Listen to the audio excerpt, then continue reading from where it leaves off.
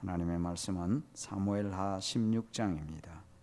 구약성경 489페이지 사무엘하 16장 1절에서 14절까지만 교독합니다. 사무엘하 16장 1절부터 14절까지 교독하겠습니다. 이제 교독하겠습니다. 다윗이 마루턱을 조금 지나니 무비보셋의 종 시바가 안장 지운 두 나귀의 떡 200개와 큰 포도 100송이와 여름 과일 100개와 포도주 한 가죽 부대를 싣고 다윗을 만난지라. 시바에게 이르되 내가 무슨 뜻으로 이것을 가져왔느냐 하니 시바가 이르되 나귀는 왕의 가족들이 타게 하고 떡과 과일은 청년들이 먹게 하고 포도주는 들에서 피곤한 자들에게 마시게 하려 함이니이다. 왕이 이르되 내 주인의 아들이 어디 있느냐 하니 시바가 왕께 아뢰되 예루살렘에 있는데 그가 말하기를 이스라엘 족속이 오늘 내 아버지의 나라를 내게 돌리리라 하나이다 하는지라. 시바에게 이르되 모비보셋에게 있는 것이 다 내 것이니라 하니라. 시바가 이르되 내가 절하나이다. 내 주 왕이여 내가 왕 앞에 은혜를 입게 하옵소서 하니라. 다윗 왕이 바울임에 이름에 거기서 사울의 친족 한 사람이 나오니 게라의 아들이요 이름은 시므이라. 그가 나오면서 계속하여 저주하고 다윗과 다윗 왕의 모든 신하들을 향하여 돌을 던지니 그때 모든 백성과 용사들은 다 왕의 좌우에 있었더라. 시므이가 저주하는 가운데 이와 같이 말하니라. 피를 흘린 자여 사악한 자여 가거라 가거라. 사울의 족속의 모든 피를 여호와께서 너게로 돌리셨도다. 그를 이어서 너가 왕이 되었으나 여호와께서 나라를 내 아들 압살롬의 손에 넘기셨도다. 보라 너는 피를 흘린 자이므로 화를 자초하였는지라 한지라. 스루야의 아들 아비새가 왕께 여짜오되 이 죽은 개가 어찌 내 주왕을 저주하리이까. 청하건대 내가 건너가서 그의 머리를 베게 하소서 하니 왕이 이르되 스루야의 아들들아 내가 너희와 무슨 상관이 있느냐. 그가 저주하는 것은 여호와께서 그에게 다윗을 저주하라 하심이니 너가 어찌 그리하였느냐 할 자가 누구겠느냐 하고 또 다윗이 아비새와 모든 신하들에게 이르되 내 몸에서 난 아들도 내 생명을 해하려 하거든 하물며 이 베냐민 사람이라 여호와께서 그에게 명령하신 것이니 그가 저주하게 버려두라. 혹시 여호와께서 나의 원통함을 감찰하시리니 오늘 그 저주 때문에 여호와께서 선으로 내게 갚아주시리라 하고 다윗과 그의 추종자들이 길을 갈 때에 시므이는 산비탈로 따라가면서 저주하고 그를 향하여 돌을 던지며 먼지를 날리더라. 왕과 그와 함께 있는 백성들이 다 피곤하여 한 곳에 이르러 거기서 쉬니라. 아멘. 기도합니다.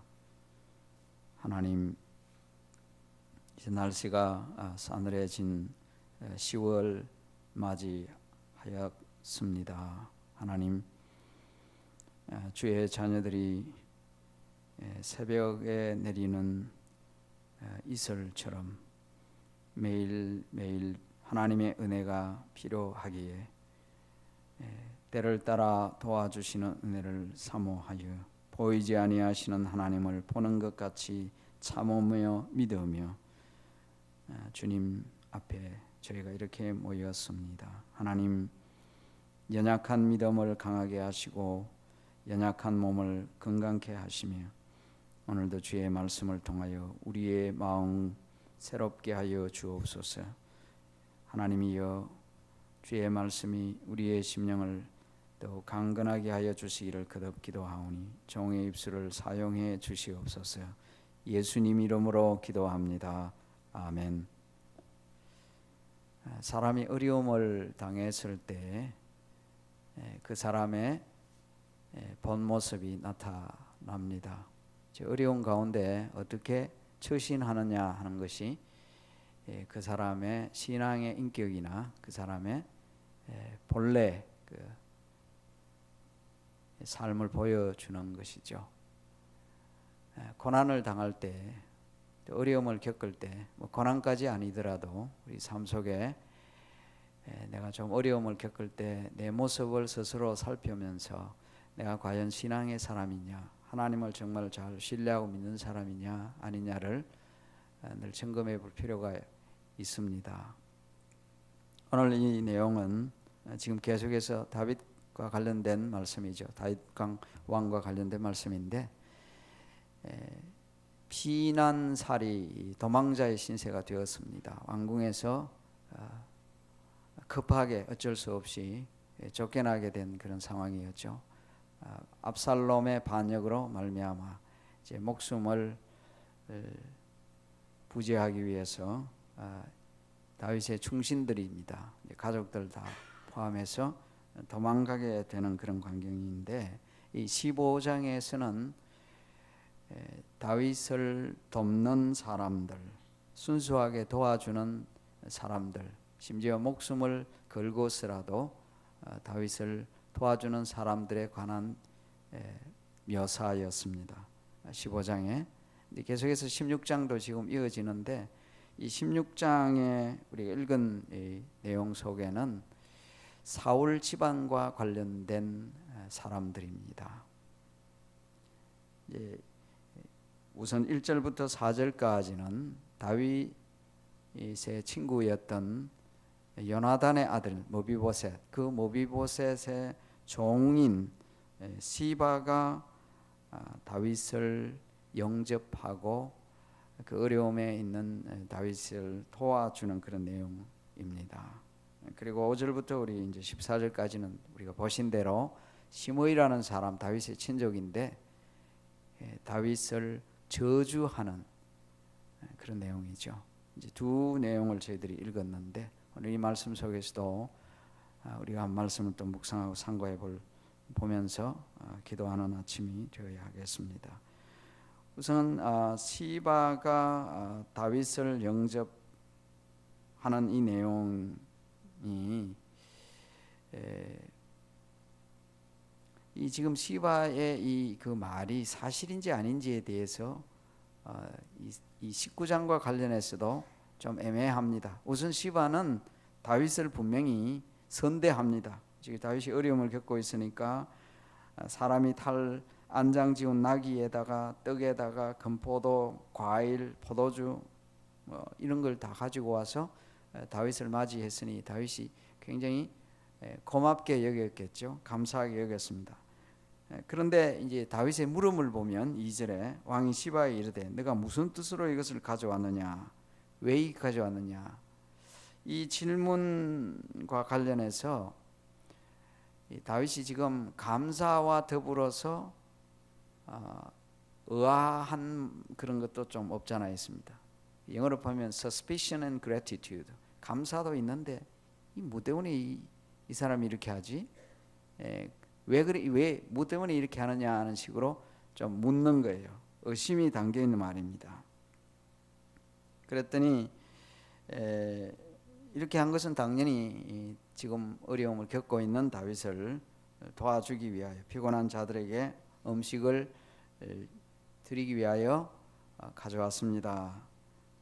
그때 다윗은 3절에 다시 묻죠. 왕이 이르되 너 주인의 아들이 어디 있느냐? 주인의 아들 모비보셋이죠. 주인의 아들이 어디 있느냐 하니까 지금 그 3절 이 말씀이 확실치가 않아요. 19장에 나중에 보면 모비보셋이 자기가 그럴 수밖에 없는 상황이 이 시바 때문이었다라고 말을 하는데, 거기 써도 보면 다윗이 반신반의합니다. 모비보셋의 말을 한 반쯤 받아들여요. 여기서는 지금 확실하게 다 받아들이잖아요. 그러니까 시바 한 이 말을 다윗은 여기서는 그대로 다 받아들입니다. 나중에 이제 성경을 읽어보시면 이제 19장 이하에 보면 다시 말씀드립니다만은 이 시바가 자기를 그렇게 만들었다는 거예요. 그래서 이 억울하다는 식으로 모비보셋을 얘기하는데, 그때 다윗이 취한 태도를 보면서 역시 좀 그렇다. 뭐 그냥 내용만 봐서는 지금 이 시바가 한 행동은 매우 선한 행동입니다. 그런데 다윗이 한 말 가운데 3절에 보면 3절이 아니고 4절이죠. 왕이 시바에게 이르되 모비보셋에게 있는 것이 다 너 것이라. 이제부터는 다 너 것이다. 이런 말을 하게 되는데, 이렇게 다윗이 한 이 말이 너무 성급한 결정이 아닌가 하는 생각을 해보게 됩니다. 이 시바는 분명히 매우 계산적인 사람입니다. 아주 계산적인 사람입니다. 이런 어려운 상황 속에서 다윗을 도우면 분명히 자기에게 유익이 있을 것이라고 생각했습니다. 판단을 내린 거예요. 그래서 다윗을 내가 도와야 되겠다. 동기가 거기에서 분명히 있었습니다. 그 동기가 있었습니다. 동기가 불분명하긴 한데 그렇게 순수해 보이지 않는다. 때때로 사람이 어떤 어려움을 겪을 때 뭐 도와주는 것은 좋은데 좀 씁쓸이한 그런 경우들이 있는 것은 자기 욕심 채우기 위하여 돕는 그런 경우들이 있죠. 안 돕는 것보다는 훨씬 낫습니다만은, 그러나 그 돕는 그 동기가 결국은 내 욕심 채우기 위하여 돕는다고 했을 때 그것이 그렇게 아름다우냐 하는 것입니다. 다윗이 지금 이거 모든 그 모비보셋의 재산을 시바에게 주는 것은 괘씸하기 때문이기도 할 것입니다. 지금까지 모비보셋을 잘 대해 왔는데, 왕자처럼 대했는데, 자기와 같이 식탁을 나누고 이렇게 잘 해주었는데 이럴 수가 있느냐, 매우 배신감을 느낀 거죠. 배은망덕한 생각을 하게 되면서 이렇게 한 것인데, 지금까지 모비보셋을 도와온 것은 다른 이유가 아니었습니다. 요나단과 맺은 언약 때문이었습니다. 이 9장에서 보면 요나단이 그렇게 말해요. 모비보셋에게 내가 너를 이렇게 내 왕자들 중에 하나처럼 취급하는 것은 너 아버지 때문에 내가 은총을 베푼다. 그렇게 얘기를 했죠. 이전에 요나단과 구전 맹세를 여러 차례 했습니다. 언약을 맺었습니다. 다윗은 그 언약을 실천한 것인데 여기 와서 너무 성급한 결정을 내린 듯한 모습을 읽습니다. 물론 이 부분이 참 애매하기 때문에 여러분들이 해석하는 자 분들에 따라서 조금 달리 이 말씀을 듣기도 합니다. 그러나 다윗은 요나단과 맺은 그 언약을 정말 늘 기억해야 합니다. 이 언약은 매우 중요한 것인데, 이 구약 성경에서나 신약에서 늘 우리가 보는 내용 가운데 하나님이 우리와 맺은 언약이 있죠. 언약. 우리는 신실하지 못한데도 하나님은 은혜를 늘 베풀어 주십니다. 다윗에 대해서도 역시 마찬가지입니다. 이런 징계를 하시지만 그 가운데서도 하나님이 은혜를 베풀어 주시는데, 다윗도 좀 그것을 생각해야 되지 않았었나 하는 것을 느끼게 하는 부분입니다. 언약, 사랑과 맺은 약속입니다. 그 약속, 지금 확실치도 않은 상황 속에서 이런 결정은 좀 성급하다. 고난 가운데 영적인 안목을 잃지 말아야 합니다. 어려움을 겪을 때 영적인 안목과 안목을 가지고 성급한 결정을 내리지 않도록 우리는 우리의 삶 속에서도 생각을 하고 교훈을 얻어야 될 줄 믿습니다. 사람이 이 어려움을 겪을 때 자기에게 잘해주는 것만 생각하지 지금 이게 잘못이냐에 대한 판단이 흐려질 때가 있잖아요. 그것은 조심해야 될 부분이라고 여겨집니다. 그런데 감사하게도 5절 이하의 이 내용을 보면 다윗이 분명한 신앙을 가지고 있다는 것을 보여줍니다. 이 사울의 친족, 이 앞에서도 이제 사울과 관련된 사람입니다만은 사울의 친족 시므이가 나오면서 저주를 합니다. 물론 멀리 떨어진 곳에서 저 위쪽 편에서 저주를 하는 것이지만은 다윗을 저주하는데 아마 원한이 쌓여가 그렇겠죠. 사울의 왕가가 이제 무너졌고 다윗이 이제 왕국을 세우게 되었기 때문에 사울의 친족 시므이는 그것이 늘 원한으로 쌓여 있었기에 이 기회가 이수되었다. 이제 다윗 망하게 되었다 생각을 하고는 따라오면서 계속 저주를 했습니다. 그 저주에 대해서 다윗의 조카이면서 이 자신의 보디가드이죠. 이 아비새 이 장군이 장수가 너무 화가 났습니다. 9절에 어떤 내용을 말하고 있습니다. 너무 화가 나서는 서로의 아들 아비새가 왕께 여짜오되 이 죽은 개가 어찌 내 주 왕을 저주하리까. 죽은 개라고 했습니다. 그냥 개도 아니고 이 죽은 개가. 성경에는 이런 표현들이 나오죠. 내 주 왕을 저주하리까. 청하건대 내가 건너가서 그의 머리를 베게 하소서. 멀리 떨어져 있지만 허락만 하면 내가 가서 당장 죽이겠다는 말이죠. 이런 아비새의 반응은 아주 보편적인 일반 사람들의 반응입니다. 그냥 일어날 수 있는 아주 말하자면 정상적인 반응이라고 할 수 있는 그런 반응이죠. 그렇지 않겠어요? 어려움을 겪고 있는데 거기다가 욕을 해대면 저주를 하니까 견딜 수가 없잖아요. 견딜 수 없단 말이에요. 그런데 그 아비새의 말에 대해서 사실은 오늘 아침에 우리가 눈여겨 보아야 할 말씀이 다윗의 그 말인데 10절부터 사실 12절 말씀까지죠. 10절 말씀에 다윗이 어떻게 말합니까? 10절에 왕이 이르되 스루야의 아들들아 내가 너희와 무슨 상관이 있느냐. 그가 저주하는 것은 여호와께서 그에게 다윗을 저주하라 하심이니 내가 어찌 그리하였느냐 할 자가 누구겠느냐. 하나님께서 시므에게 너 다윗 저주하라 이런 식으로 말씀하시는 분은 아니죠.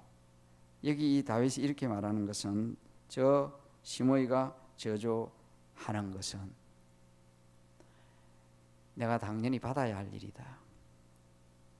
저주받는 이 일은 내가 욕먹어야 할 일이다. 자신이 당하는 그 고난의 원인을 생각하고 있는 것입니다. 내가 왜 이렇게 고난을 겪고 있느냐. 저주의 원인을 그는 깊이 생각하고 있다는 것입니다.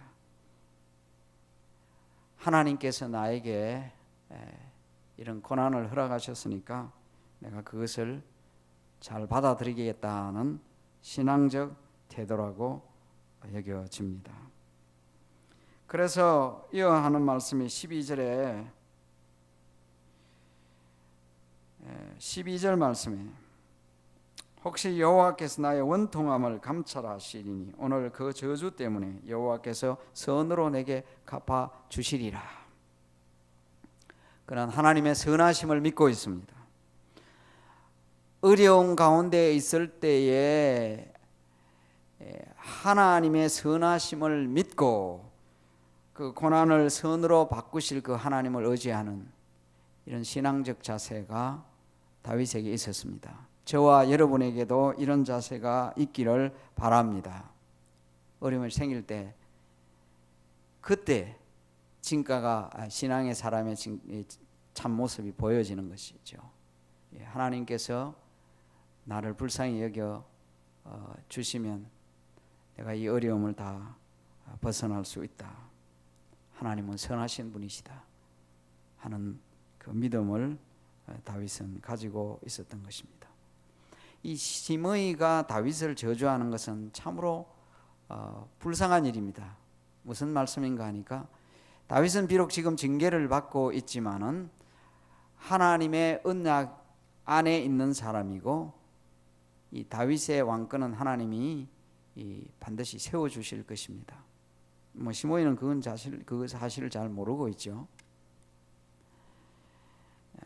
창세기 12장에 하나님께서 아브라함에게 주신 아브라함의 언약의 복이 있습니다. 그 복은 너를 축복하는 자에게 내가 복을 내리고 너를 저주하는 자에게 내가 저주하리라. 언약 백성에게 주신 엄청난 말씀입니다. 지금 다윗을 저주하는 일은요, 자기 저주받을 일이에요. 다윗이 비록 고난을 당하는 이 하나님이 하실 일이지만은 다윗을 저주하는 일은 자기가 저주받을 일입니다. 하나님의 백성이 가진 엄청난 특권이라고 믿습니다.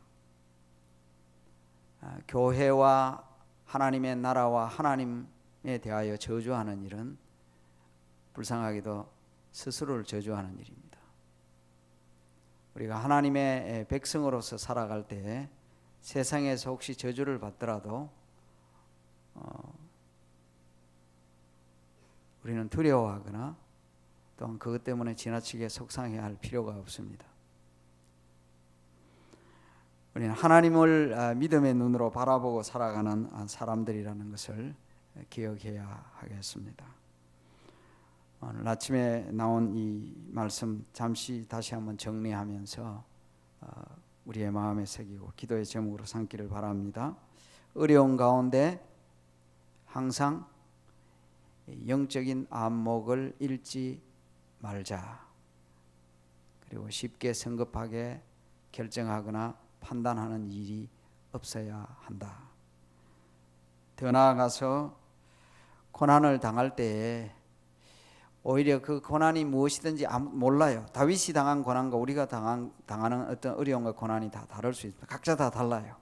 뭐 욥이 당하는 고난도 있고 다 다릅니다. 그 고난 가운데 오히려 우리의 신앙이 더욱 성숙해지고 마치 용광로 속에 이 보석을 집어넣었을 때 더 단련이 되는 것처럼 그 속에서 고난의 의미를 더 깊이 새겨볼 수 있는 기회가 되었으면 합니다.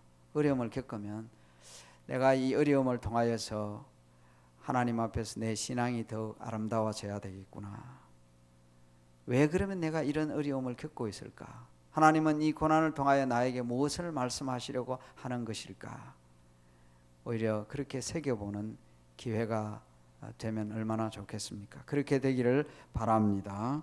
동시에 하나님의 백성을 하나님께서는 그리스도 예수 안에 있는 하나님의 백성을 버리지 아니하시고 결국 선하게 인도하실 것입니다. 그래서 하나님의 선하심을 전적으로 의지하고 믿고 끝까지 믿음으로 살아가는 저와 여러분이 되기를 바랍니다. 기도하겠습니다.